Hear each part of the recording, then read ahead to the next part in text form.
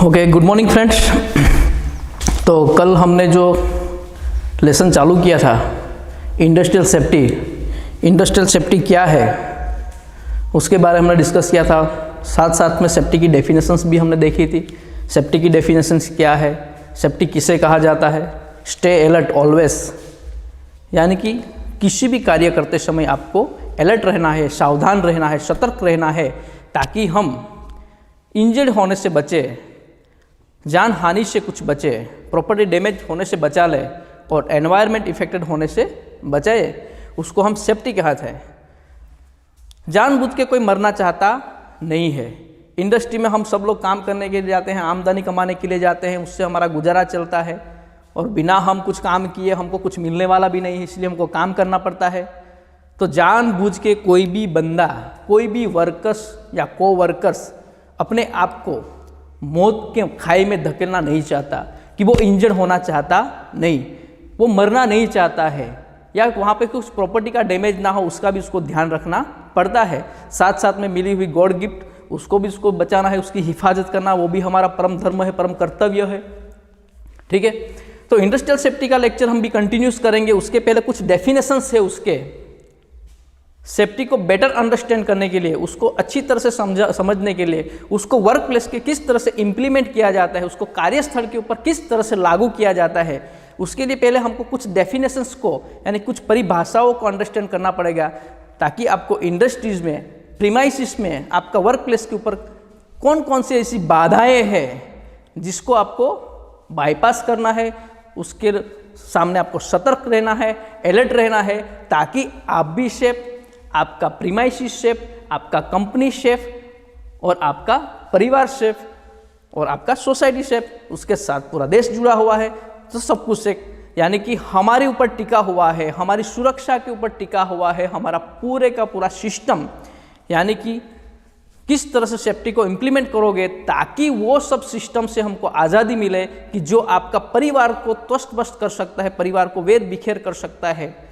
ठीक है, तो उसके पहले हम डेफिनेशन सेफ्टी की देखे थे, उसके साथ साथ हम हजार्ड्स क्या है उसके बारे में हम डिस्कस करेंगे कि हजार्ड किसे कहा जाता है, यानी खतरा क्या है, वर्क प्लेस के ऊपर क्या खतरा है कि जो आपको इंजरी कर सकता है, आपको मार भी सकता है, आपकी प्रॉपर्टी को भी डैमेज कर सकता है या एनवायरनमेंट को इफेक्ट कर सकता है। इन शॉर्ट कहा जाए तो कार्यस्थल के ऊपर आने वाली हर एक बाधाओं, कार्यस्थल के ऊपर आने वाली हर एक बाधाओं को हम खतरा कहेंगे।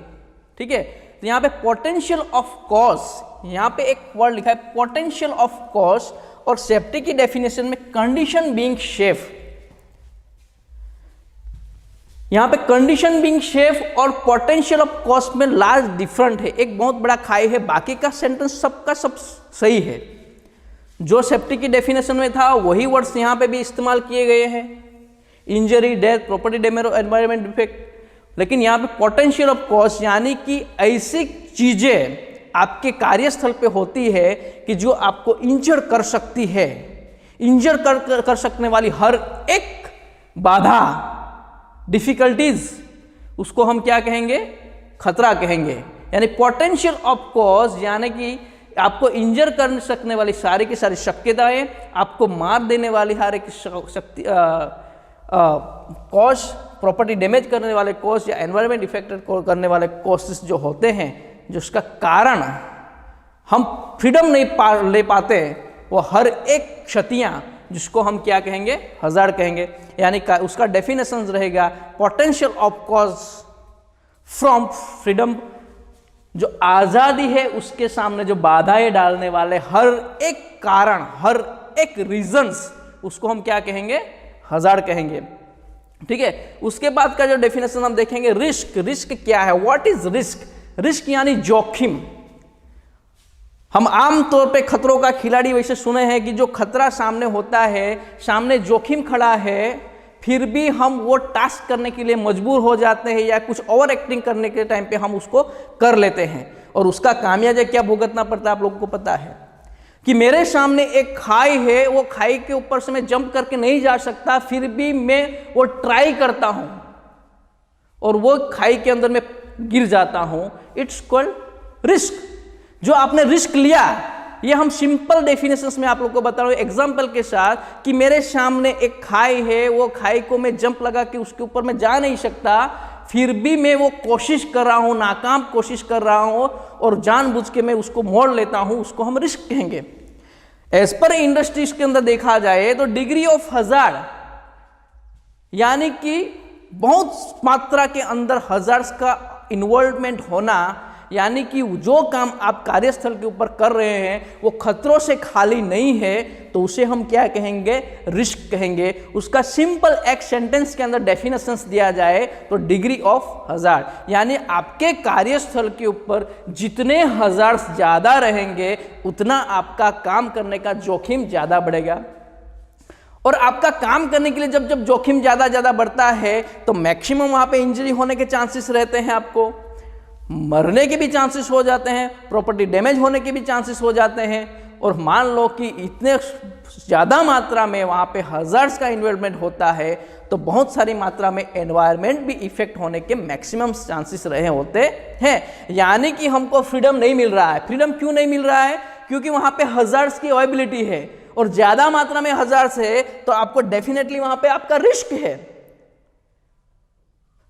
तो ज़्यादा रिस्क कब होता है? जब हजार्ड्स का इन्वॉल्वमेंट वहां पे ज्यादा होता है। तो आपको वर्क प्लेस के ऊपर सेफली काम करने के लिए आपको क्या करना पड़ेगा? पहले सारे के सारे हजार्ड्स को आइडेंटिफाइड करना पड़ेगा। पहले क्या करना पड़ेगा? सारे के सारे जितने भी आपके वर्क प्लेस के ऊपर कार्य करने का जो स्थल है वहां पे जितने भी हजार्ड्स है उसको पहले हम आइडेंटिफाइड करेंगे, उसको हम पहचानेंगे कि आपको वो क्या कर सकता है, आपको किस तरह से वो इंजर्ड कर सकता है, आपको किस तरह से मार सकता है, वो आपकी प्रॉपर्टी को किस तरह से डैमेज कर सकता है। इससे जितने भी वो आपके कार्यस्थल पे बाधाएं हैं उसको हम क्या करेंगे? आइडेंटिफाई करेंगे, उसको पहचानेंगे।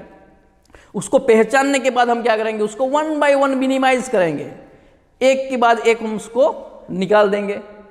एक के बाद हम निकालने की प्रोसेस जो है उसको हम क्या करेंगे? एलिमिनेशन। जिस तरह से हम कुछ पार्टिसिपेट करते हैं कुछ कॉम्पिटिशन्स के अंदर, वहाँ पे बहुत सारे पार्टिसिपेंट्स होते हैं और वहाँ में से किसी एक को चुनना होता है हमको, तो हम क्या करते हैं? वहाँ पे एलिमिनेट राउंड करते हैं। यानी कि हमारा जिससे लाइक दैट वैसा ही यहाँ पे सिचुएशन का हमारे कार्यस्थल के ऊपर हम पहले हजार्ड्स को आइडेंटिफाई करेंगे। हजार्ड को आइडेंटिफाई करने के बाद उसको वन बाय वन उसमें से एक के बाद एक उसको निकालते जाएंगे। निकालते जाएंगे तो हम क्या हो, कहाँ पे आ जाएंगे? हम फ्रीडम पे।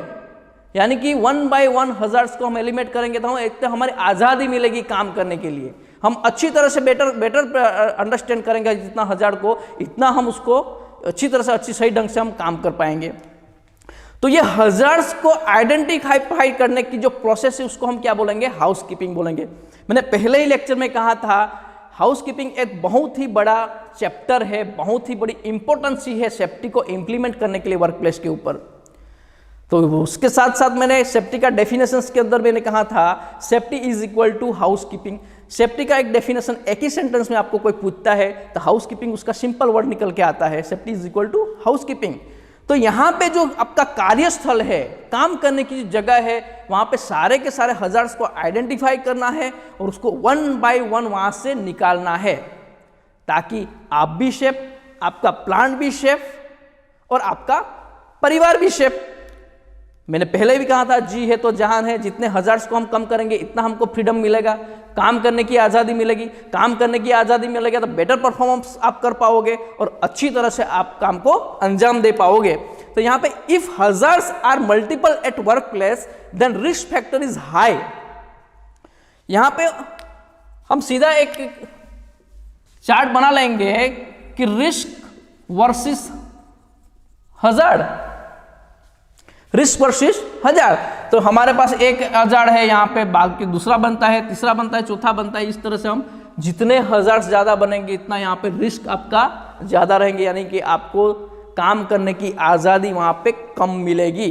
और आपको काम करने की आज़ादी नहीं मिलेगी तो डेफिनेटली आपके साथ इंजरी होने वाली है, आप मर भी सकते हो, आपका प्रॉपर्टी भी डैमेज हो सकता है। इसलिए यहाँ पे क्या कहा गया, if hazards are multiplied at work place then risk factor is high, यानी कि जितने हजार आपके पास ज़्यादा है आपके वर्क प्लेस के ऊपर, इतना आपका काम करने में जोखिम ज़्यादा है।